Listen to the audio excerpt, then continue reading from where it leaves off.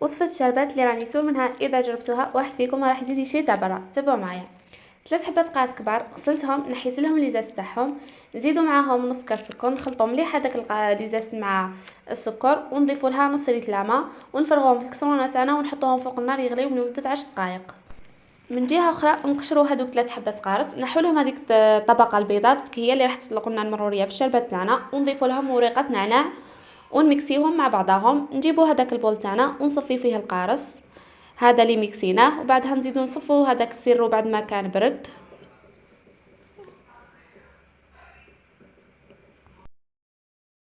نخلطوهم مليح ونروحو نضيفوا لها 4 كاس حليب، ونضيفوا لهم ايضا نص لتر ماء، ونضيفوا لهم لافاني مع رشه تاع مزهر، ما تكثروش المزهر لهنايا.